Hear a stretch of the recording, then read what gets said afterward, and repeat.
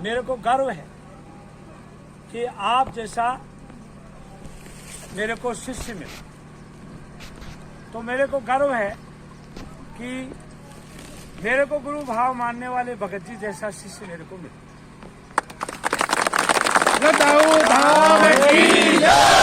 ये वचन कौन कह रहे हैं? वशिष्ठ जी कह रहे हैं। इसके लिए कह रहे हैं भगवान राम के।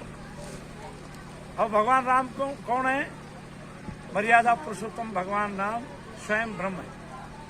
परंतु अपने भगवान को अपना शिष्य मान करके गुरु वशिष्ठ प्रसन्न होकर के ये कहते हैं कि हे राम, मुझे आपके ऊपर गर्व है और अपने आप पर गर्व है कि आप स्वयं नारायण हैं, ये मैं जानता हूं। पर मैं कितना भाग्यशाली हूं कि आप मेरे को शिष्य रूप में मिले।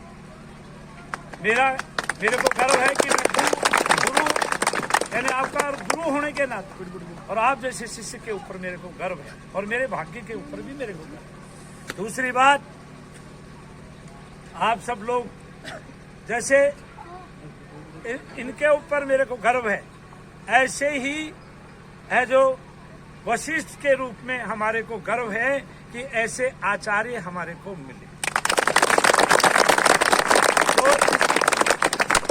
तो पूरे है जो क्षेत्र में, ग्रामीण क्षेत्र के अंदर बहुत सी माताएं पढ़ी हुई नहीं है, लिखी हुई नहीं है, बहुत से बच्चे है जो पढ़े लिखे नहीं हैं और जो वयोवृद्ध हैं यानी बिल्कुल वृद्ध हो चुकी हैं, वृद्ध हो चुके हैं, ऐसे परिजनों की भांति, अपने परिवार की भांति, जैसे अपने परिवार को बैठ करके और बड़े बूढ़े ज्ञान देते हैं, ऐसे हमारे घर घर में आकर के आचार्य श्री चिरंजीव लाल जी हमारे को ज्ञान देते हैं।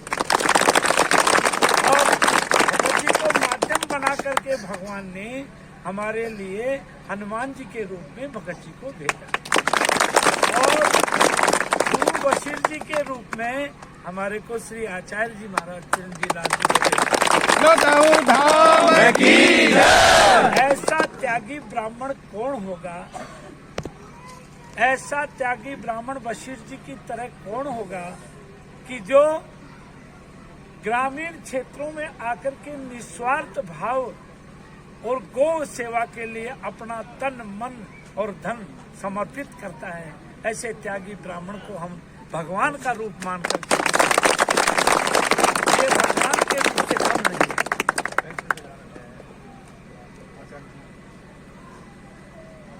सेवा में जहाँ जब भी वही तन, मन, धन, बात वही है। जो धन भागवत के ऊपर आता है, आचार्य जी 1 रुपया नहीं दे जाते। और जो भगत जी हाथ से जबरदस्ती भेंट दे देते हैं, उसमें इतने संतुष्ट होते हैं और कितने ही कार्य हों। और भगत जी ये कहते हैं कि है जो आचार्य जी आपको आकर के यहाँ कथा करनी है तो जय 2 करोड़ रुपए देने वाला कोई यजमान मिले, उसको छोड़ करके है जो भागवत भगवान आप और हम लोगों के बीच में आ जाते हैं। इससे बड़ा, इतना बड़ा त्यागी है जो ब्राह्मण कौन होगा? जो इतना बड़ा त्याग तो कोई साधु भी नहीं कर सकता। इसलिए ये पूजनीय है, इनमें भगवत बुद्धि रखो। भगत जी में भगवत बुद्धि, गुरु में, माता पिता में, आचार्य में और पति में, माता पिता में, गुरु में और आचार्य में और पति में, अपने आदमी में। अपने आदमी को आदमी नहीं समझे, भगवान समझे। भगवान जो भगवत बुद्धि रखता है, उस इंसान के घर में कभी कोई कमी नहीं रहती और पूर्व जन्म के कर्म भी है जो ऐसे कट जाते हैं कि जैसे ओला वृष्टि से धान की फसल नष्ट हो जाती है, ऐसे पाप नष्ट हो जाते हैं। इसलिए आप सब लोग आज भाग्यशाली हैं। अब मैं वापस क्यों आया हूँ, ये तो मुझे कहना ही कहना था ये मैं है जो बिना कहे चला गया, परंतु भगवान ने मुझे ये बात कहने के लिए कौन सी बात को माध्यम बनाया कि कल मैं ये कहना भूल गया कि आप जैसे भक्तों को कल गुरु महाराज की पुण्यतिथि है और उसमें आपकी एक टीम, चाहे जितना जैसे भी साधन हो, जैसे भी आना हो, जिन भक्तों मेरी तरफ से आप सब आमंत्रित हैं। आप सबको आना है, ठीक है ना। और ये इस बात ने ये बात माध्यम बनी और मैं अपनी जो मन के जो भाव थे आपने प्रकट किए। अब मैं माताओं से, बच्चों से और है जो माता पिता तुल्य भक्तों से एक ही बात कहता हूँ।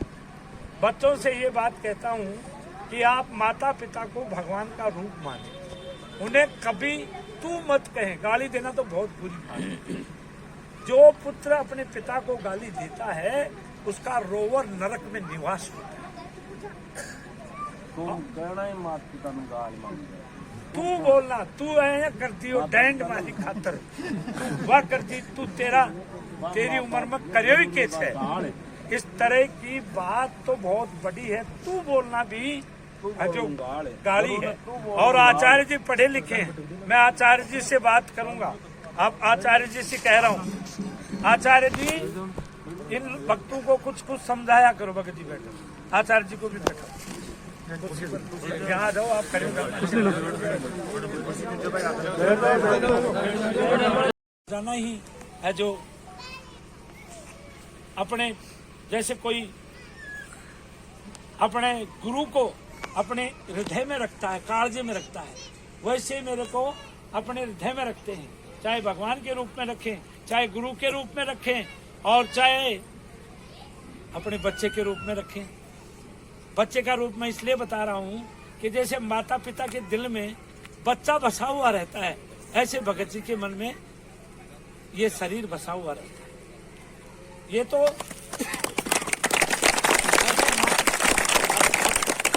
मेरे को अपने से दूर करते ही नहीं, और ये होना भी चाहिए।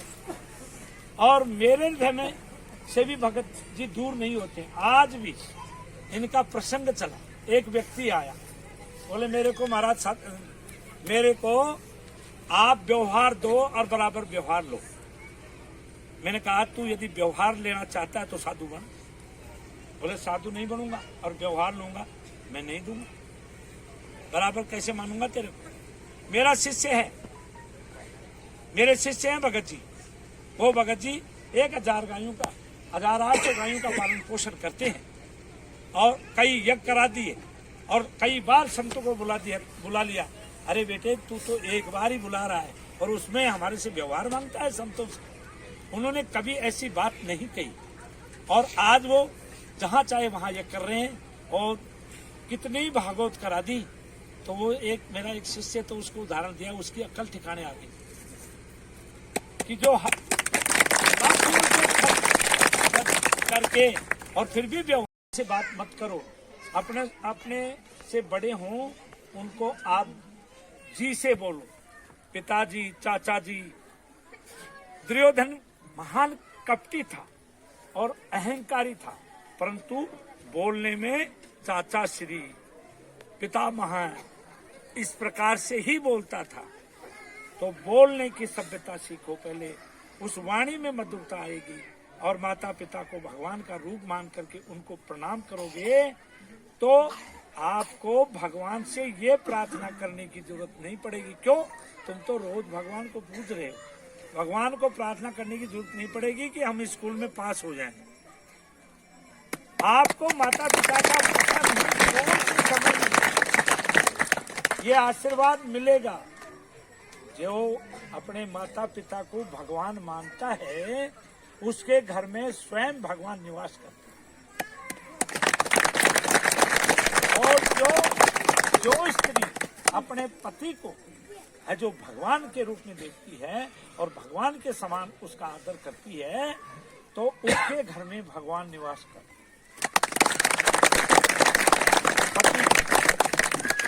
पति काना हो, खोड़ा हो, लूला हो, लंगड़ा हो, शराबी हो, कबाबी हो, क्रोधी हो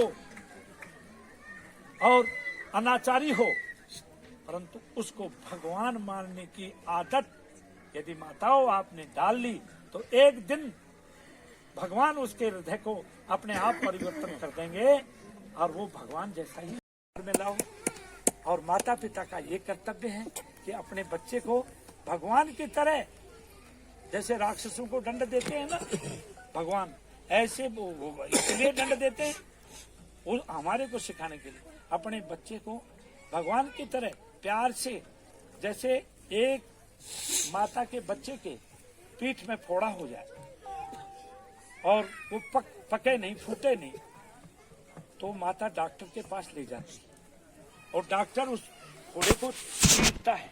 उस समय उसका बच्चा रोता है, पूरी तरह से विलखता है और रो रो के भीगी भीगी आंखों से माँ की तरफ देखता है और माँ को हाथों से कचोटता है, परंतु उस समय माँ को दया नहीं आती है। दया नहीं आती है क्यों? वो जानती है कि ये फोड़ा है, मेरे बच्चे के प्राण ले सकता है, इसलिए उस समय वो उसके ऊपर दया नहीं करती है। ऐसे हमारे भगवान हमारे को जो कर्मों का दंड मिलता है ना, तो उसको भोगने के लिए मजबूर भुगाने के लिए स्वयं नारायण है जो तैयार होते हैं। बाली के बाण मारा हृदय में और उस कर्म का दंड भगवान को श्री कृष्ण के रूप में मिला। भगवान के है जो चरण में व्याध के द्वारा बाण लगा और वही बाण परलोक गमन करने के समय, वही बाण कारण बना परलोक गमन का। और भगवान का वो जो क्रम था, वो यदि भगवान भी इस धरती के ऊपर आकर के कोई धर्म को बचाने के लिए ही करें, पर न्याय न्याय होता है। धर्म को बचाने के लिए ही भगवान ने झूठ बुलवाया युधिष्ठिर से और भगवान ने धर्म को बचाने के लिए छुपकर बाण मारा, परंतु न्याय न्याय होता है। तो भगवान को भी वो स्वीकार करना पड़ा दंड, इसलिए जो भी दंड हमारे को शारीरिक दंड, धन का दंड या मानसिक पीड़ा, जो भी कुछ होता है वो हमारे पूर्व जनित कर्मों का होता है और उससे भोगने का समय आए तो दुखी न हो। भगवान को ये नहीं कहे भगवान तेरो सत्यानाश जाए, तेरो के बिगाड़ो छो। भगवान तो हमारे को सुधार रहे हैं, हमारे को बता रहे हैं। इसलिए जो भगवान में कभी भगवान को गालियां नहीं दे, माता पिता का रूप, भगवान का रूप मान के माता पिता को गालियां नहीं दे, पति को गालियां नहीं दे, और पति भी और माँ बाप भी है जो ऐसा कार्य करें कि हमारा बच्चा या बच्ची कोई अनैतिक कार्य करती है या करते हैं तो उनको रोकने का सामर्थ्य रखे और अपने अनुशासन में रखे। बच्चेपन से 5 वर्ष लालियत पुत्र यानी पुत्रों को जो 5 वर्ष तक ही लालन पालन प्यार देना चाहिए, उसके बाद में थोड़ा थोड़ा अनुशासन रखना चाहिए। ये अनुशासन पहले बाबा आपने देखा होगा। अनुशासन का क्या महाराज, मैंने देखा हमारे गांव में एक अंकिल आया, जहाँ कालाकोटा में रहता हूँ, वो हमारे गांव के अंकिल को मार मार के अपना आधिपत्य जमाने लगा। तो गांव वालों ने क्या किया, वो तो एक वो नीति थी कि हमारे गांव के अंकिल को ही रखना है, इस अंकिल को नहीं रखना है। भाई वो उनको ये पता नहीं था बच्चेपन में, परंतु उसमें एक सार ऐसा निकला। उस अंकिल को, जोटा को, जब गांव में ये जानते हैं बूढ़े बाबा, गांव में कोई पराया अंकिल या जोटा आकर के हमारे अंकिल को और हमारे जोटे को मारता था तो उस अंकिल को मारते थे, बाठा देते थे, लाठी मारते और उससे मरवाते। तो वो भयभीत होकर के उस गांव में दोबारा नहीं आता। ऐसे ही हमारे बच्चों पर छोटे पर मारना पीटना नहीं है। छोटे बच्चेपन से भय उत्पन्न कर दोगे, ये भय उत्पन्न कर दोगे कि हम जब खेलने जाते थे और खुंडिया लग जाता था और है जो घाव हो जाते थे, लहू लहान हो जाते थे, परंतु माता पिता से आकर के नहीं कहते थे, चुपचाप आकर के घर में सो जाते थे। क्यों? कि हमारे मन में माता पिता का भय था। तो इसलिए बच्चों पर बच्चेपन से 5 वर्ष के बाद में अनुशासन रखें बच्चों और बच्चियों पर, ताकि हमारे बच्चों को उच्च शिक्षा प्राप्त करें, उच्च शिक्षा प्राप्त करें और सदैव जो अनुशासित बच्चे और बच्चियां हमारे रहेंगे तो हमारे बच्चे कभी कोई चोरी, बदमाशी और ये इस प्रकार के जो कुत्सित कर्म हैं, अनैतिक कर्म हैं, ये उनमें हाथ नहीं डालेंगे। ये माता पिता का कर्तव्य है। क्यों? वो आपको, परंतु मैं वो बात कह रहा हूं कि जो बच्चे अपने माता पिता को भगवान समझ करके उनको मानेंगे, उनके अंदर ये आदत आएगी ही नहीं। ये शास्त्र का सत्य वचन है। इसलिए प्रिय भक्तों, आप एक बात और कहता हूं कि आप अपनी बच्चियों को अनुशासित करें और बच्चियां अपने माँ के चरणों में प्रणाम करें, बच्चेपन से प्रणाम करना सीखें। और अब यदि मेरी बात आपको समझ में आए तो अपनी माता के चरणों में रोज प्रणाम करें। है जो बच्चा लंबा लेट के प्रणाम करे तो बहुत अच्छी बात है, और बच्चियां लंबे लेट करके नहीं करें। विवाहित हो जाए स्त्री, उसको लंबा लेट करके प्रणाम नहीं करना चाहिए। गुरु या आचार्य के सामने घुटने और मत्था टेक के ही प्रणाम करना चाहिए।